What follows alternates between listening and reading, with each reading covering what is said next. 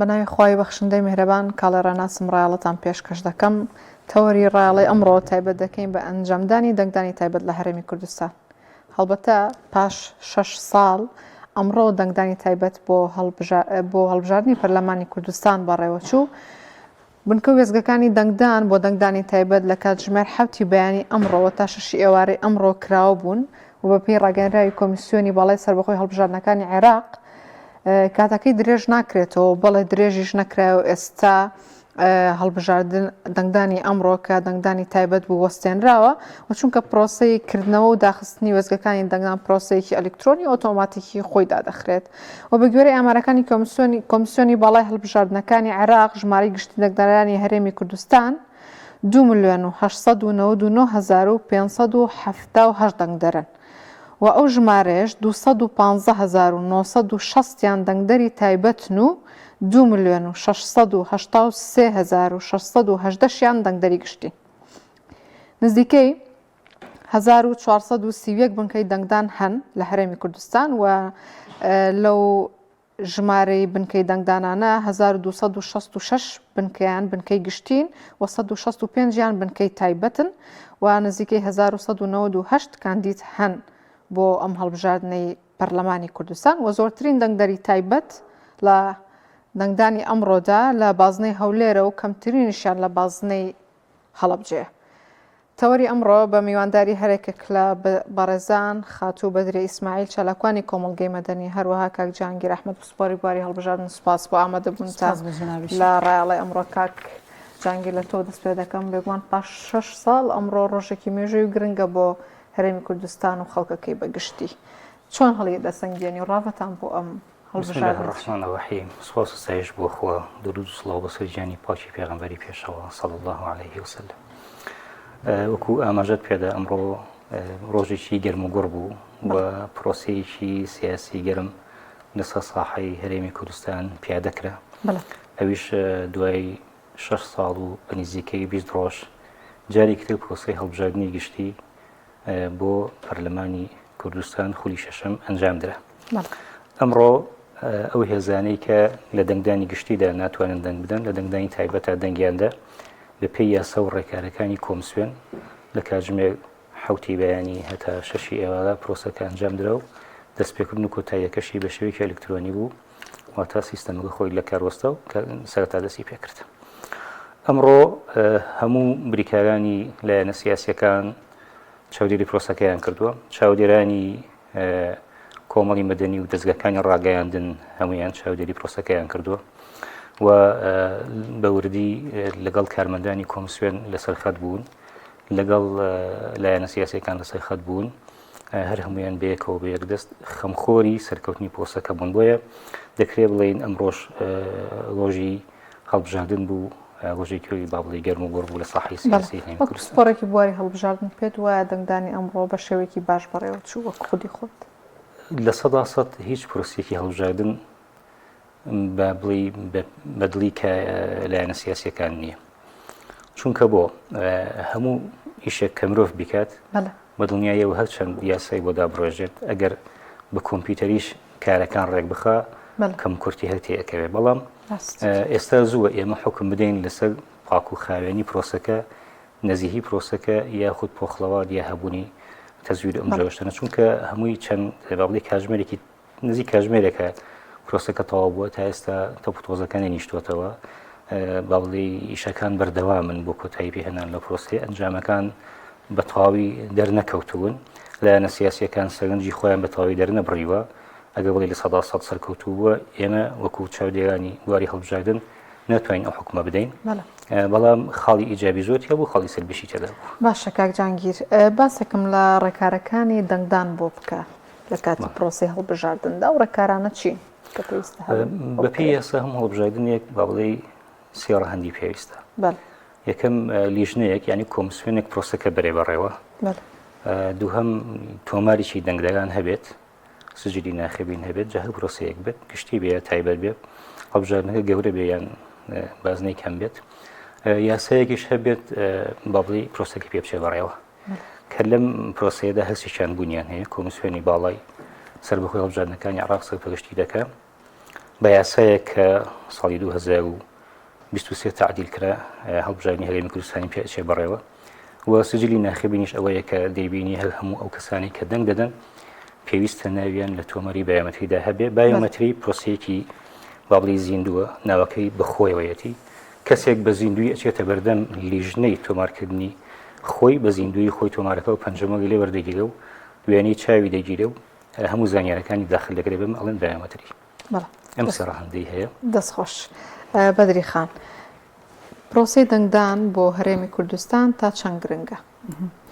بەنای خۆی بەخشندەی میهرەبان، دەستخۆشی بۆ جەنابێت و سڵاو ڕێزم هەیە بۆ برای بە ڕێز مامۆستا گیانگیر. لێرەوە ڕێز و خۆشەویستیم هەیە بۆ تەواوی بینەران و بیسەران. ومێ دەکەین ئینشاءڵڵا بۆ ڕۆژ یەکشەمە بە گڕوتینێکی زۆر بەهێزەوە. ئەمڕۆ ئینشاءڵڵا تر ڕۆژێک بێ بنیادی ڕۆژی دواترمان بۆ بنێت ئینشاءڵڵا. بێگومان بابەتی هەڵبژاردن شتێکی چارەنووسازە. ئەگەر ئێمە بمانەوێ گۆڕانکاری دروست ببێ، گۆڕانکاریەکی ڕیشەیی دەستا و دەستکردنی دەسەڵات و کۆتایی هێنان بە ئەم حکومەتەش کە سواردووە و ئەم کابینەیەک لە دوایەکانە کە سی ئەوەندە ساڵە خەڵکی هەرێمی کوردستان پێوەی دەناڵێنێ قەیران لە دوای قەیران بەرەوکیان دەگرێن، ڕوبەڕوویان دەبێتەوە. چۆنەڵی بەسیترین ماف بۆ خاوەن ماف زەوت کراوە کە بۆتە ئیلەتێکی زۆر کوشندە لە ناو خەڵکی هەرێمی کوردستان و موچەخۆران و فەرمانبەران و مامۆستان و خاوەن پیشەکان کە لە کەرتی گشتیە کار دەکەن، هەم ئیشە دەبێ بە قەلەقی و دڵڕاوکێ و ناڕەحەتی و چاوەڕوانی زۆریان بۆ موچە هەبێ. مۆدێلێک لە هەرێمی کوردستانە پەیدا بۆ کە موچە ئەیتر ڕێڕەوی خۆی گۆڕی و بە هیچ جۆرێک لە کاتی یاسایی خۆیدا دابەش ناکرێت کە دەبێ 28 ڕۆژ بۆ 30 ڕۆژ موچە دابش کرێ. بەداخەوە جاری وایە موچە لە هەرێمی کوردستان گەیشتۆتە 70 ڕۆژ. بۆیە ئەگەر مانگی دەتەوە موچێ مانگی جگە لەوەی جگە لە ئەنوا ناوی سیر و سەمەرە پاشەکەوتکردن، دابەش نەکردن، هەموو ساڵێک سێ مانگ خواردن، هەموو ئەوانەی ترە بێ خەڵکی هەرێمی کوردستان زۆر لەوە وشیارتر بێ. بۆیە هەڵبژاردن تاکە چارەسەرە، تاکە بژاردەیە، تاکە دەرچەیە کە خەڵکی هەرێمی کوردستان خۆی تیادا بدۆزێتەوە ئەو گۆڕانکاری دروست بێ و دەستا و دەستکردنی دەسەڵات دروست ببێ و ئەم چۆنەڵی هەردوو حیزبی دەسەڵات کە بەڕاستی دەستیان گرتووە بە تەواوی جمگەکانی کۆمەڵگەدا دەبێ خەڵک بە جۆرێک لە جۆرەکان بە هەڵبژاردن و بە چۆن بەرە بە گڕوتین و گەرمەگڕێ بەرە و سندوقەکانی دەنگدان بڕۆن، گۆڕانکاری دروست بکەن. ئەو کەسانە هەڵبەبژێرن کە سێ قەومەتمانەیان هەیە کە گۆڕانکاری دروست دەکەن کە لە خزمەتی خەڵکی هەرێمی کوردستان و ئەم گەلە ستەمدیدەیەن. بۆیە تاکە بژاردە لە ئێستادا کە گۆڕانکاری لە هەرێمی کوردستانە دروست بکە، هەڵبژاردنە کە دەبێ ئەویش بە تەواوی چینەکانی کۆمەڵگا دەکرێت لە تەمەندارێکەوە بۆ گەنجێک یا ئەوانەی کە ئەم ساڵ خۆشبەختانە زۆرێک لە گەنجانی ئەم ساڵ کە 2006ن مەشمولن بە دەنگدان، ئەوانەی دەرەبێت زۆر بە ڕوحێکی ریاضیەوە زۆر بە فیداکارانەوە هەوڵی ئەوە بدەن کە گۆڕانکاری دروستکەن، گۆڕانکاریکی ڕیشەی ئەم پرۆسەیە سەربخەن ئەو دامەزراوەی کە دەسەڵات بەردەوام هەوڵی ئەوە دەدا لە بێئەرزشی بکە کە بەڕاستی دەبێ لایەنە ئۆپۆزیسیۆنەکان و خەڵکانی نەیار و ئەوانەی کە تێبینیان هەیە لە دەسەڵات کە ڕخنە دەگرن کە بەردەوام بە جۆرێک لە جۆرەکان ئەیانوێ مافیان بۆ دەستە بکرێ، ئەیانوێ قوتیان بۆ بگەڕێتەوە، ئەیانوێ هەلیکار بەڕەخسە، ئەیانوێ دەرچوانی دانەمەزرا و دابمەزرێن، ئەیانوێ هەر داواکاریەکە ئەیانوێ بە جۆرێک لە جۆرەکان دەستە بنێ ئەوێ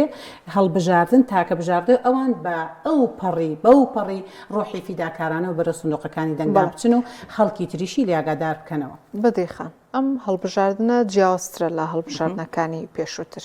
بە حکومیەوەی کە کۆمیسیۆنی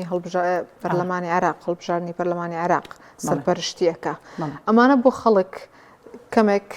ڕاوی لەسەر بکات، چونکە بەشێکی زۆر لە خەڵکی هەرێمی کوردستان هەتاوەکو ئەمڕۆ کە 48 کاتژمێرمان بۆ دەنگدانی گشتی خۆی یەکلایی نەکردێتەوە، ناوێت بچێت دەنگ بدا. ترسی لەوە هەیە کە ئەو دەنگێکی ئەوەی دا بۆ حیزب و لایەنێکی دیکە بێ. بەڵێ بەداخەو خەڵکی هەرێمی کوردستان ڕەشبینیەکیان سەبارەت بە ماوەی هەڵبژاردن بۆ دروستبووە سەبارەت بەو هەموو تەزویرات و زۆرینەیەکی پەرلەمان و دەست بە سەراگرتن و قۆڕخکردنی هەڵی حەقی خۆیان نییە دەستەبەرکرد بە کابینە یەک لە دوایەکەکان هەمووی تر مێژوەکەی شاهیدە و هیچ مێژوویەکی سەروەرانیان بۆ خۆیان تۆمار نەکردو. بەڵام ئەم هەڵبژاردنە لەگەڵ هەڵبژاردنەکانی تر خات و کاڵە جیاوازێکی زۆری هەیە هەم لە قواری جیاواز تر ئەم جارە بەشدارن بۆ خولی شەشەمی پەرلەمان و هەم ڕێژەی کورسیەکان کەم کراوەتەوە لە 111 بۆ 100 و وەکووتمان ئەو زۆرینەیە جارێکی تر دەستەبەر نابێ و کۆمیسیۆنی عێراق کە مەترسی تەزویرکردن زۆر کەمترە خەڵکی دەڵێ بۆ ئێمە دەنگ بدەین کە تەزویرەکرێ کورسەکانی خۆیان دیاری کراوە لەگەڵ بۆ نمونە لایەنی پەیوەندیدار و ئەقلیم و دراوسی و کێوکیە هەم جۆرە قسانە بازەکرێ کە ڕێکەوتن بوون و کورسەکانیان بۆ ڕێکەوتون و کورسی دیاری کراوە قەبارێک کورسی بۆ لایەنی دەسەڵات و لایەنە سیاسیەکان دیاری کراوە ئێمە دەنگیش بدەین سەوتی ئێمە چێت بۆ لایەنەکانی تر و تەزویر هەرەکرێمانە ئەم جارە جیاوازی هەیە لەبەر ئەوەی کەوتمان کۆمیسیۆنی عێراق چاودێری دەکات جیهازێکی متەتەور هەیە ڕاستە وەکو جەنابی مامۆستا جیهانگیر باسی کرد پێشێلکاری جوزئی وردو ئەوە هەر دروست ئەبێ ئەگەرمان بڵێ لە 100% ئەوە هیچ گرفتێک دروست نەویت پێشێلکارێک دروست نابێ بەڵام دەڵێم ئەم بەڕاستی هەڵبژاردننی ئەم جارە بۆ خولی شەشەمی پەرلەمان چارە نووسازە گۆڕانکاریەکی ڕێشەی ئەگەر بمانەوێ ئەنجامە درێەوە لەگەڵ ئەوەشدا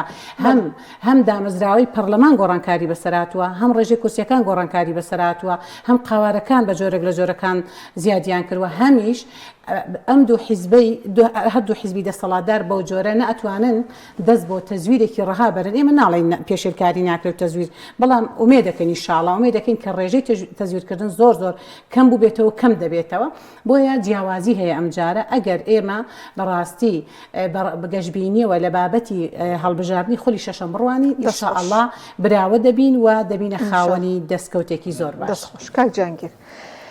پێشبینی دەکات ڕێژەی لە سەدا چەندی هێزە ئەمنیەکان تا کۆتا کاتی وادەی ئەمڕۆی هەڵبژاردننی تایبەت دەنگ بدەنەوە و پێشبینیت چۆن بوو و ئەگەر ئەنجامەکان ڕاگەندرا لە سەدا چەند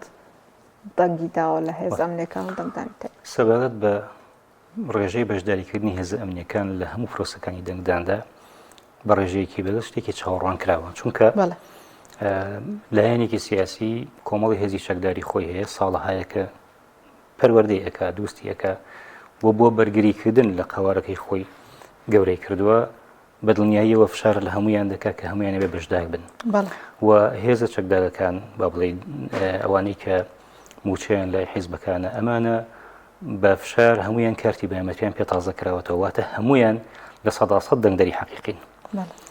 موچەن ئەدرا بێت کەسێت تاوەکو کارتی بەیەمەتیەکەی نیشان نەدابێت لەبەر ئەوە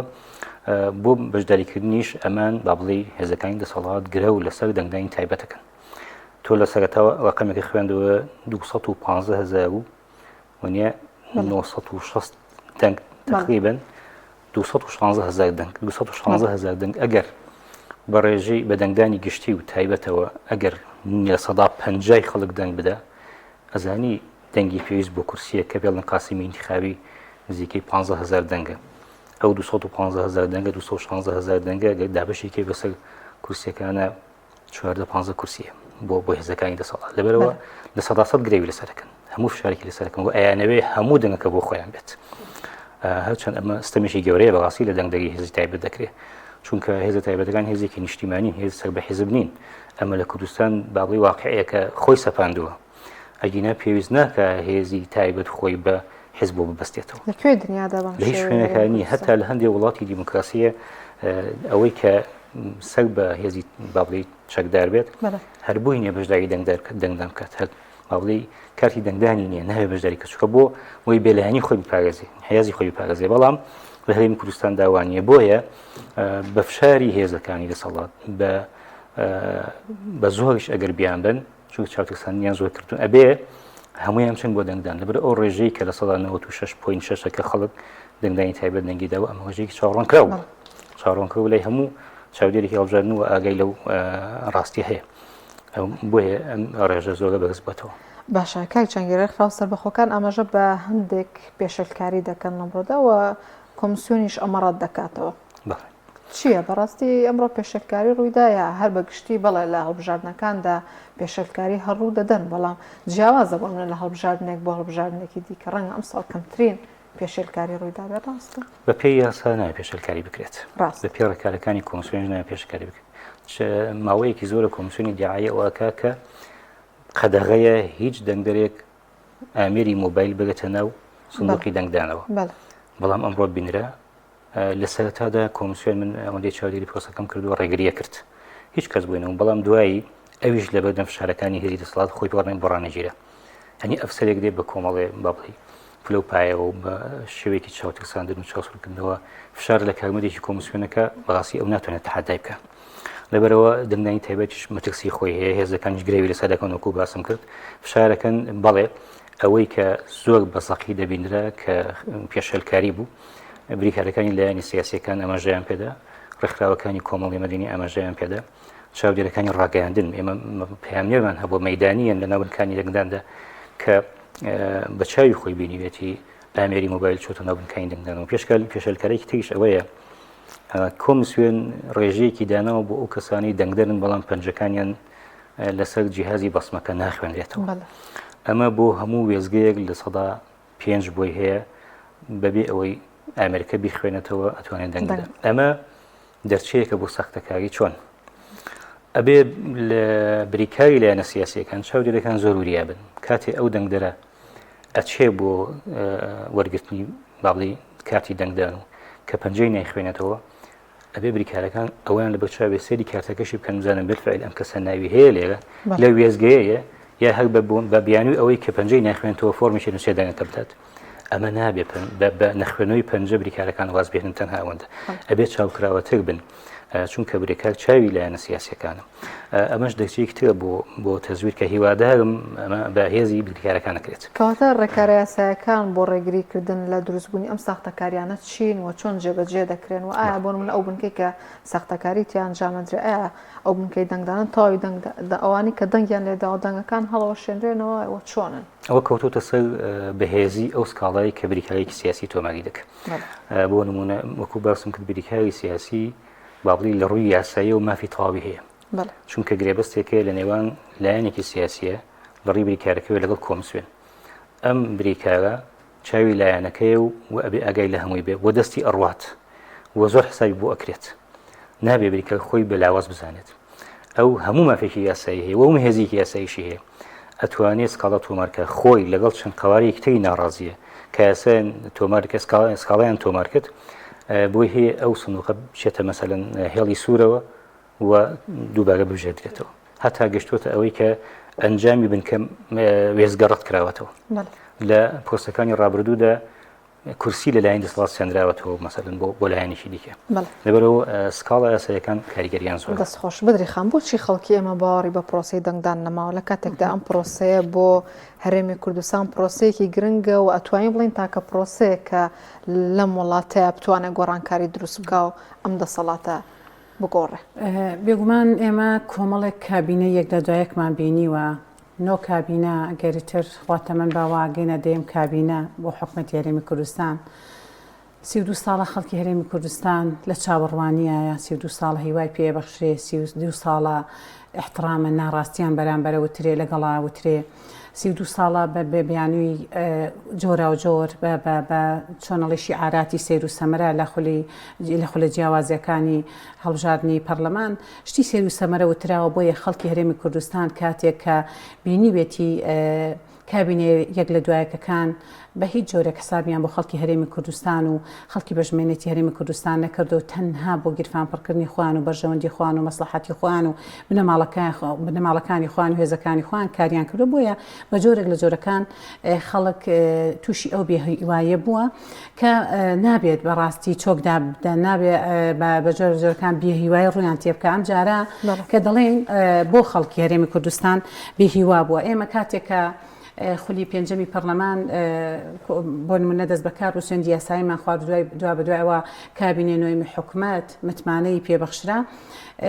بەرنامەی کاری سەرۆکی حکوومەت زۆر دەوڵەمەند بوو زۆر چڕ و پڕ بوو زۆر هیوا بەخش بوو زۆر پلانی سیر و جەوهری تێدا بوو بەڵام بەداخەوە ئەتوانم بڵم ڕبعێک لە بەرنامەی کاری ئەنجومەنی وەزیران و سەرۆکیاتی سەرۆکی ئەنجومەنی وەزیران جێبەجێ بوو بۆیە خەڵکی هەرێمی کوردستان بە جۆرەکان بیهاوە بوو ئەمە هەردوو حیزبی دەسەڵات و سڵتەی وای کردووە کە خەڵکی هەرێمی کوردستان باوەڕی بە متمانی بەو دامەزراوەیە نەمێنێەوە متمانی بە هەڵبژاردن نەمێنێەوە تەنانەتەر وەکو ڕۆژی ڕووناک دیارەکە ئەوێ ئەو دامەزراوە بێ ئەرزشکە کاندیدانێکی سیر و سەمەرا هێنێتە پەرلەمان یا دەستێکی نامۆی بێگانە دێنێ داخڵی چۆنەڵی دامەزراوەکەیەکایە خەڵکانێکی چۆنەڵی پێدەچێ لەگەڵ ڕێز و تەقدیرم بۆ هەموو بربژێرێک کە پێدەچێ لەگەڵ دامەزراوەکەدا گونجاو نەبێ و خەڵک بۆیە لێ بێ هیوا بووە کە هەر داواکارێکی خەڵک هەر کێشەیەکی خەڵک هەر مەترسێکی بۆ نمونە خەڵکی هەرێمی کوردستان کە بەڕاستی قەیرانەکان ڕووی لە خەڵکی هەرێمی کوردستان کردووە ئەمان بە هەرچی ستایلێک داواکاریان هەو بێمان بێباک بوون داواکاری خەڵکیان جێبەجێ نەکردووە قەیران لە دوای قەیران دروستیان کردووە بە جۆرێک لە جۆرەکان ویان لە خەڵکی هەرێمی کوردستان کردووە بێهیوا بوون بەرامبەر بە تەواوی ژیان بۆ زۆرێک لە شارەکانمان بۆتە شاری پیران و سەری خوان هەڵگەشتۆ بۆ دەرەوەی وڵات بۆ گەنجەکانمان کە وان لێ هاتووە کە خوێندن لە ئەوان ئەرزشی نەماوە کۆتایی بۆ نمونە دەرچوانی دانەمەزرا و وان لێ هاتووە هیچ باوەڕێکیان بە ڕۆژنامەکانیان نەماوە خوێندنی گشتی ئەرزشی نەماوە باڵانسی دابەزیوە گرنگی بە خوێندنی کەسی تایبەت دەدرێ پاراڵێر هەموو ئەمانە بۆ خەڵک بە جۆرێک لە جۆرەکان بێهیوە بەڵام ئێستا درەنگ نەبووە دەتوانین گۆڕانکاری ئینشاءڵڵا ناڵێن ڕێشەی بەڵام گۆڕانکاری دروست دەبێ ئەگەر لە خولی شەشەمی پەرلەمانە زۆرینەیەکی بۆ نمونە نار زۆرینەیەکی ئۆپۆزیسیۆن کە لەوێ بەتایبەتی لایەنە ئیسلامیەکان دەنگ و متمانی خەڵک بەدەست بێنن ئەو کاتە بە جۆرێک لە جۆرەکان ئێمە نازانین بار و دۆخی ئەو کاتە دەچیتە حکومەت یاخود بە ئۆپۆزیسیۆنی ئەمێنیتەوە بە ڕێژەی کورسیەکان نەچەنە لەوێ ئەدایەکی باش و چاودێرێکی باش دەبی وە گۆڕانکاری دروست دەبێ بەس ئەوەندە خەڵکی هەرێمی کوردستان بەبێ هیواییەوە لە بابەتی پرۆسی هەڵبژاردن نڕوانن ئەو کاتێک ڕەخنە دەگرێ کاتێک گرفتی هەیە کاتێک داواکاری هەیە کاتێک بە نمونە دژی دەسەڵات ئەوەسێتەوە بە تەنها بە قسەنیە دەبێت بە کردار تۆ بە جۆرێک لە جۆرەکان هەوڵدەی گۆڕانکاری دروستکەی هەوڵدەی شکستیان پێبهێنی هەوڵدەی کە زۆرینەی متمانەی بەڕاستی متمانە بگەڕیتەوە و متمانە بدەی بە ئەوانەی کە نوێنەری تۆن کە دڵسۆزی تۆن کە مێژویان شاهیدە و کە ئەدایەکی زۆر باشیان کردووە لە خولایەک لە دوایەکە کەس کاک جانگیر خەڵک هاوڵاتیانی ئەم هەرێماڵێن زیاد لە 30 ساڵ زەمانێکی دوور و درێژ و تااقەت پرۆکێنە هاوین ناڵە ناڵمانە بەدەست گەرما و زستانیش ڕاکەڕاکمانە بە دوایەوەی بەرمیلێک نەوتمان دەست بکەوێ مامۆستایانی ناڕازی خۆ دەزانی و لاڕوون و ئاشکرا لەم 10 ساڵەی ڕابردووە زۆرترین دەنگی ناڕزایەتی لەلایەن ئەوانە بووە خاوەن پێداویستی تایبەت کرێکارەکان خاوەن کارەکان دایک و باوکی خوێندکاران خۆیان دەرچوانی دانەمەزراو مامۆستای وانە بێش ئەوانەی کە خۆبەخش بوون لە کەرتە جیاوازەکان لە فەرمانگە جیاوازەکانی هەرێمی کوردستانە چیت بۆ ئەوان هەیە کە ئەوانە یعنی بەشێکی زۆر گرنگی ئەم کۆمەڵگەیان یعنی ئەگەر بە دەنگی ئەوان نەبێت ناتوانرێ ئەم دەسەڵاتە بگۆڕێت کە ئەوان داوایەکەن و حەق و مافی سەرەتای خۆیان کۆمەڵێ توێژی زیندوی کۆمەڵگەی باشت ئاماژە پێدا بەڕاستیدا زۆر نە مەسەلەن بگەڕێنەوە بۆ چەند ساڵی ڕابردوو بە تایبەت 10 ساڵەکە بە ناوی ئەوری سەربەخۆوە بە هەموو شێوەیەک هاوڵاتیانی هەرێمی کوردستانە چەوسێنرێنەوە وەک تۆ ئاماژەت پێدا لە هاوینە کارەبانیە لە زستانە سوتەمەنی نییە دەرچوان دانامەزرێن مامۆستایان و موچە خۆران با بڵێ موچەیان پێ نادرێ بە هەموو شێوەیەک شکۆی مرۆڤایەتی ئەشکێندرێت شکۆی تاچی کوردی ئەشکێندرێت هیچ ڕێگایەک نەماوە جووت حزبی دەسەڵات نەیگرنەبەر بۆ بچووکردنەوەی هاوڵاتی بۆ کەمکردنەوە لە شەئن و ڕێزی تاکی کۆمەڵگای کوردی کە لە کاتێکە تاکی کوردی تاکێکی سەربەرزە تاکێکی بەعیزەتە تاکێکی بەغیرەتە وڵات تاکێکە بۆ قابلی خۆشکردنی گوزەرانی خۆی هەموو هەنگاوێک دەگرێتە بەر سەردەمێک بووە بۆ بەهێستکردن ڕژێم چۆکی دانەداوە دەستی لە ژیان و هەموو شتێکی خۆی هەڵگرتووە بەس زەلیلی قبول نەکردووە ئێستا بەهاسی ڕۆژی خۆیەتی ئێمە بۆ دەستەوەزڵکی دەسەڵات ئاسانترین ڕێگەمان لەبەر دەستای دیموکراسیانە کە دەنگدانە باشە هاوڵاتی تا کە تۆ ناڕازی لەم دوو هێزە دەسەڵاتە بۆ ناچی بەدەنگەکەت مەسەلەن گۆڕانکاری دروست بکەیت بۆ هەڵوێست وەرناگری لە ناو 4 کەسە هەو چواریان بدوێنە سیانی ناڕازیە کەسی سێهەمیش چوارمیش نیوە ڕازیە دەی ئەمڕۆ ڕۆژی با بڵێ هیمەتەکەتە ئەمڕۆ ڕۆژی مۆقیفەکەتە بڕۆ تۆڵی خۆتی لێ بکەرەوە کەواتە 48 کاتژمێرمەوە چی بە هەڵەکەن 12 ساعتی گۆشتووە لە 48 تەواو. کاتژمێر نییە بەڵێ. ئەڵێم هیممەتان هەبێ